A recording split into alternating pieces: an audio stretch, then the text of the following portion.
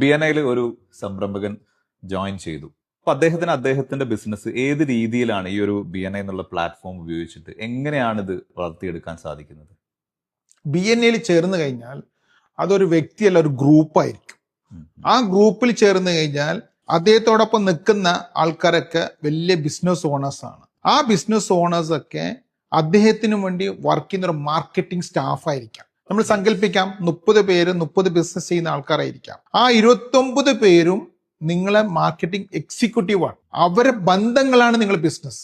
അപ്പൊ ആ രീതിയിൽ മാർക്കറ്റിംഗ് എക്സിക്യൂട്ടീവായിട്ട് വർക്ക് ചെയ്യുന്ന ഒരു ഗ്രൂപ്പ് ആൾക്കാർ നിങ്ങളുടെ കൂടെ ഉണ്ടാവും. അതോടൊപ്പം തന്നെ വളരെ സ്ട്രിക്റ്റ് ആയിട്ട് ഇത് നടന്നു പോകുന്നതുകൊണ്ട് തന്നെ എല്ലാ ആഴ്ചയും മീറ്റിംഗ് ഉണ്ടാവും. ആ മീറ്റിങ്ങിന്റെ സമയത്ത് രാവിലെ 7 മണി തൊട്ട് 8 മണി വരെ നെറ്റ്വർക്കിംഗ് എന്ന് പറയും. അതായത് അവിടെ വന്ന് നമ്മൾ ബിസിനസ് ചോദിക്കാം, പറയാം, എല്ലാ കാര്യങ്ങളും ചെയ്യുന്നു. നെറ്റ്വർക്കിംഗ് ശരിക്കും നമുക്ക് ഒരാഴ്ചക്ക് ആവശ്യമായിട്ടുള്ള കാര്യങ്ങൾ സംസാരിക്കുന്നതാണ്. കറക്റ്റ് 8 മണിക്ക് മീറ്റിംഗ് തുടങ്ങിയാൽ 9:30 വരെ മീറ്റിംഗ് ആണ്.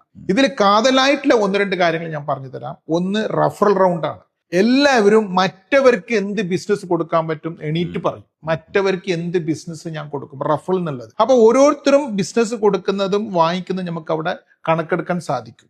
അതോടൊപ്പം തന്നെ ഒരു ബിസിനസ് റഫൽ കൊടുത്തു കഴിഞ്ഞാൽ അത് ബിസിനസ്സായി മാറിയിട്ടുണ്ടോ, ആ ബിസിനസ് ആയിട്ട് മാറിയിട്ടുണ്ടെങ്കിൽ എത്ര രൂപ ബിസിനസ് ആയിട്ട് മാറിയിട്ടുണ്ടെന്ന് നമുക്ക് അറിയാൻ സാധിക്കും. അപ്പൊ ആർക്കെങ്കിലും റഫൽ കിട്ടാത്തൊരു സാഹചര്യം വരുമ്പം നമുക്കത് മനസ്സിലാക്കാനും അവരെ സഹായിക്കാനും പറ്റും. അതുപോലെ തന്നെ എല്ലാ ആഴ്ചയിലും അവർക്കൊരു ട്രെയിനിങ് പ്രോഗ്രാം ഉണ്ടാവും. എങ്ങനെയാണ് ബിസിനസ് മുന്നോട്ട് കൊണ്ടുപോകണം, ഏത് രീതിയിലാണ്, എങ്ങനെയാണ് ബിസിനസ് ചോദിക്കുക, എങ്ങനെയാണ് ബിസിനസ് കൊടുക്കുക, ഇങ്ങനെയുള്ള ഒരുപാട് ട്രെയിനിങ് പ്രോഗ്രാമുകളും ഉണ്ടാവും. ഇതോടൊപ്പം തന്നെ ആ വ്യക്തി ആ ഗ്രൂപ്പിൽ മാത്രമല്ല, അദ്ദേഹത്തിന് അടുത്ത ഗ്രൂപ്പിലേക്കോ അല്ലെങ്കിൽ ജില്ലയിലേക്കോ അദ്ദേഹത്തിന് ഒരു ഒബ്സർവർ ആയിട്ട് പോകാൻ സാധിക്കും. അപ്പൊ ഒരു ഗ്രൂപ്പിൽ മാത്രം ഒതുങ്ങിക്കൂടുന്നതല്ല, അദ്ദേഹത്തിന് പല ഗ്രൂപ്പുകളിലും പല റീജിയനിലും പോകാൻ സാധിക്കും. എന്നെ അടുത്ത സംസ്ഥാനത്ത് പോകണോ അവിടെയും പോകാൻ സാധിക്കും. അങ്ങനെ ഇന്ത്യയിലെ ഏത് ഭാഗത്തും വേണമെങ്കിൽ അദ്ദേഹത്തിന് യാത്ര ചെയ്യുന്ന സമയത്ത് ചോദിച്ചു പോകാൻ പറ്റും. അതർ കൺട്രീസിലും പോകാൻ പറ്റും. മറ്റ് രാജ്യങ്ങളിലും ഇതുപോലെ ഒബ്സർവറായി നിന്നുകൊണ്ട് അദ്ദേഹത്തിന്റെ പ്രോഡക്റ്റും സർവീസും പറയാനും അവരായിട്ട് കോൺടാക്ട് ചെയ്യാനും പറ്റും. ഇതിനപ്പുറം ഒരു ആപ്പ് ഉണ്ട്, BNI കണക്ട് എന്ന് പറഞ്ഞൊരു ആപ്പ് ഉണ്ട്.